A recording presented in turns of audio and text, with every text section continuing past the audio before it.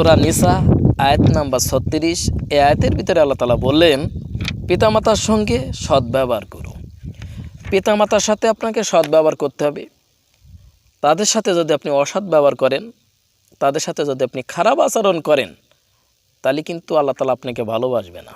কারণ কোরআন মাজিদের আয়াতের ভিতরে আল্লাহ তাআলা বলছে যে তোমার পিতামাতার সাথে তুমি সদ্ব্যবহার করো। দেখেন ভাইরা, সূরা আহকাফ আয়াত নাম্বার 15।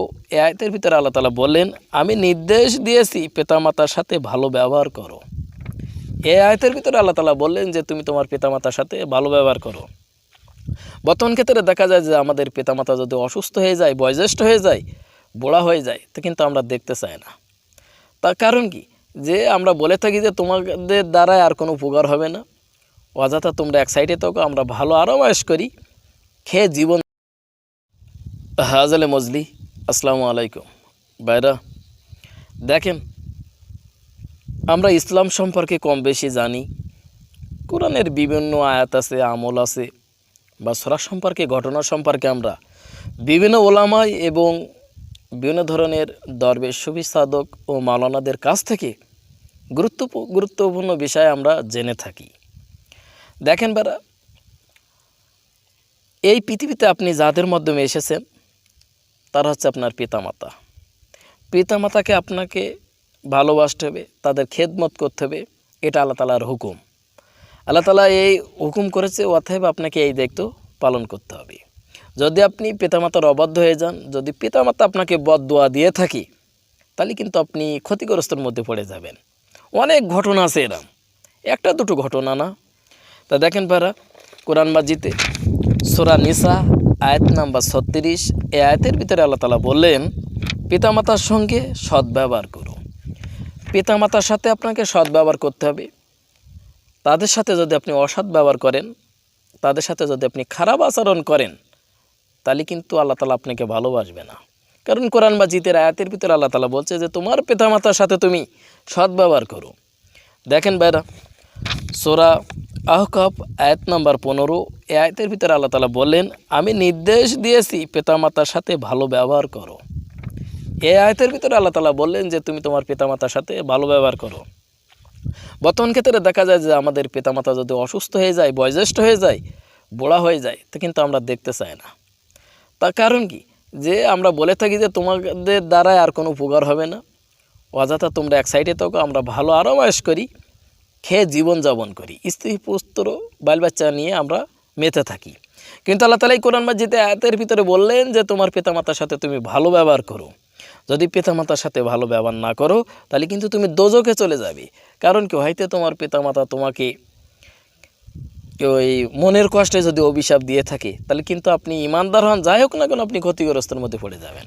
দেখেন ভাইরা, সূরা লোকমান আয়াত নাম্বার 14। এই আয়াতের ভিতরে আল্লাহ তাআলা বললেন, তোমার পিতামাতার সঙ্গে সদ্ব্যবহার করো। পিতামাতার প্রতি আপনি যদি কুদৃষ্টি দেন, যদি আপনার মেজাজ গরম হয়, তাহলে কিন্তু আপনি ক্ষতিগ্রস্তের মধ্যে পড়ে যাবেন। দেখেন ভাইরা, যারা অসহায় মানুষ, গরিব মানুষ, যাদের টাকা পয়সা নেই হজ করার মতন, যদি আপনি পিতামাতার প্রতি সুনজরে তাকান, তাহলে কিন্তু এই কবুল হজের সব কিন্তু আল্লাহ তাআলা আপনার আমলনামায় দিয়ে দেবে। তাহলে কি ব্যবস্থা, এটা আপনি কখনো চিন্তা ভাবনা করেছেন? শুধু আপনি ভালো করে পিতামাতার প্রতি একটু সদ্ব্যবহার করবেন, এই ছাড়া আর কিছু না। আপনার পিতামাতা, এ তো বাইরে অন্য কারণ না। দেখেন ভাইরা, একটি ঘটনা আমি আপনাদের সামনে উঠাই। এক সময় সুলাইমান আলাইহিস সালাম কিছু সঙ্গীদের নিয়ে একটি নদীর বাট দিয়ে যাচ্ছিলেন। তিনি হঠাৎ করে দেখলেন যে নদীর পানির ওইখানে এক জায়গায় পানি এরম থাও থাও করে, মানে জোরে জোরে ঘোল খাচ্ছে, আবার ঢেউ সৃষ্টি হচ্ছে একটি জায়গায়, আর অন্য অন্য যে সাইডগুলো আছে সব কিন্তু আগের মতোই আছে। এই দৃশ্য দেখে সুলাইমান আলাইহিস সালাম উনি একটি জিনকে ডাকলেন।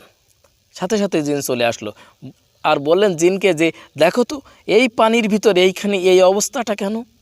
ওই জিন কী করলেন, সুলাইমান আলাইহিস সালামের আদেশে ওই পানির ভিতরে চলে গেলেন, গিয়ে দেখলেন যে একটি ছোট্ট একটি ঘর। কেউ কেউ বর্ণনায় অন্য কথাও বলেছে, কারণ এই ঘরের একটা দরজা ছিল, তাই বলছি যে একটা ছোট্ট ঘর। জিন কী করলেন, ওইটা শুধু ওই ঘরটা, ছোট্ট ঘরটা উঠিয়ে সুলাইমান আলাইহিস সালামের কাছে আনলেন। সুলাইমান আলাইহিস সালাম উনি আল্লাহ তাআলার হুকুমে ওই ঘরের দরজাটাকে নির্দেশ দিলেন যে দরজাটা তুমি খুলে যাও। দেখলেন যে দরজাটা খুলে যাওয়ার পরে ওই ঘরের ভিতরে একটি সুন্দর যুবক অর্থাৎ ছেলে মানুষ ওর ভিতরে সিজদায় আছে। সুলাইমান আলাইহিস সালাম দেখে হতবাক হয়ে গেলেন। বালকটিকে বললেন যে তুমি এর ভিতরে কেন আসলে, আর কেন বা তুমি এইখানে আসো? ওই যুবক ওই বালকটি বললেন যে এইখানে আমি আল্লাহর ইবাদতে মশগুল আছি, কারণ আমি আমার পিতামাতাকে ভক্তি শ্রদ্ধা করেছি, ভালোবেসেছি। কারণ আমার মা যখন অসুস্থ ছিল, আমি আমার মাকে আমার কাঁধে করে বা অন্য ব্যবস্থা করে আমি এখান ওখান নিয়ে যেতাম। তা আমার মা আমার জন্য দোয়া করেছিল ভালোবেসে যে হে আল্লাহ তাআলা, আমার এই সন্তানকে তুমি এমন এক জায়গায় দেখো, এমন এক জায়গায় ব্যবস্থা করো যে সেইখানে যেন আল্লাহ তোমার ইবাদত করতে পারে, আর একে তুমি সুন্দর জীবনযাপন করার তৌফিক দান করো। এই যে আমার মা দোয়া করলেন, আল্লাহ তাআলার সাথে সাথে এই দোয়াটা আমার কবুল করে নিলেন। এক পর্যায়ে অনেক লম্বা ঘটনা, সেগুলো আর বলছি না। বলেন আমার মায়ের দোয়ার কারণে আমি এই ছোট্ট ঘরের ভিতরে আসি, এইখানে থাকি। সুলাইমান আলাইহিস সালাম জিজ্ঞাসা করলেন যে তুমি কি খাও? বললেন আমার যখন ক্ষুধা লাগে অটোমেটিক্যাল আমার এই ঘরের ভিতরে, ছোট্ট ঘরের ভিতরে একটা আনার গাছ তৈরি হয়ে যায়, একটা ফলের গাছ তৈরি হয়ে যায়, অটোমেটিক্যাল তাতে ফল ঝুলতে থাকে, ওই ফলটা আমি খাই। তারপর বললেন সুলাইমান আলাইহিস সালাম যে তুমি যখন দিন বা কখন রাত এটা তুমি কিভাবে বোঝো? বললো যখনই দিন হয় তখন আমার এই ঘরের ভিতরে জ্বলে, আর যখনই রাত আসে আমার এই ঘরের ভিতরে অন্ধকার হয়ে আসে। এইটা আমি বুঝতে পারি যে কখন রাত কখন দিন। তো আমি সবসময় এইখানে আল্লাহ তাআলার ইবাদতে থাকি। সুলাইমান আলাইহিস সালাম এই ঘটনা দেখে এনার এই কথা শুনি আশ্চর্য হয়ে গেলেন যে এ কি, একটি বালক তার মায়ের দোয়ায় এত সুন্দর পরিবেশে, এত সুন্দর জায়গায় সে আল্লাহ তাআলার ইবাদত করছে, এর কারণটা কি? না জানি আল্লাহ তাআলা কত মহান। দেখেন বারা, এই যদি মায়ের সেবা যত্ন করার কারণে যদি আপনি কবুল হজের সওয়াব পেয়ে থাকেন, যদি ভালো জায়গায় যদি আপনি ইবাদত করতে পারেন, পরকালে যদি আপনি ভেস্তে চলে যান, তাহলে এর চাইতে আপনি আর কী চান? অতএব পিতামাতাকে শ্রদ্ধা করতে হবে, ভক্তি করতে হবে, ভালোবাসা দিতে হবে, তাদের সেবা যত্ন করতে হবে, তাদের সাথে সৎ ব্যবহার করতে হবে। কোরআন মাজিদের আয়াত, আল্লাহ তাআলা কোরআন মাজিদের ভিতরে এই কথা বলেছে, যদি আপনি কোরআন মাজিদকে না মানেন, কোনো আয়াতকে, একটি হরফকে যদি আপনি অস্বীকার করেন, তাহলে কিন্তু আপনি কাফের হয়ে যাবেন। কারণ কি, এই কিতাব আছে আল্লাহ তাআলার কিতাব, এটা কোনো মানুষের কিতাব না, এটা কারোর লেখা কোনো কিতাব না যে এই অক্ষর আপনি কেটে দেবেন বা এইগুলো করে দেবেন। দেখেন, আপনি মানা আর না মানা সেটা আপনার ব্যাপার, কিন্তু কোরআন মাজিদকে আপনি অস্বীকার করবেন না। কোরআন মাজিদকে যদি আপনি অস্বীকার করেন, তাহলে আপনি ক্ষতিগ্রস্তের মধ্যে পড়ে যাবেন। এই জন্য ভাই বারবার বলছি, যদি আপনার পিতামাতা বেঁচে থাকে তাদের সাথে সৎ ব্যবহার করেন, তাদের ওঠা বসার দায়িত্ব আপনি নেন। হয়তো আপনি সুন্দর স্ত্রী পেয়েছেন, অর্থ সম্পদ পেয়েছেন, এর মোহে পড়ে, এর মায়ায় পড়ে আপনার পিতামাতাকে আপনি ভুলে যাবেন না। যদি আপনার পিতামাতাকে ভুলে যান, আপনার এহকালও নষ্ট, পরকালও নষ্ট। কারণ কি, পিতামাতা যদি একবার শব্দটা করে আল্লাহ তাআলার কাছে বদদোয়া দিয়ে দেয়, তাহলে আপনার সমস্ত জিন্দিগ বরাবর খতম হয়ে গেল, শেষ হয়ে গেল। আপনার কোনো চায়রানোর দাম নাই, আপনার কোনো চায়রানোর দাম নেই। কারণ কি, আপনি আল্লাহ তাআলার কাছে অভিশপ্ত হয়ে গেলেন।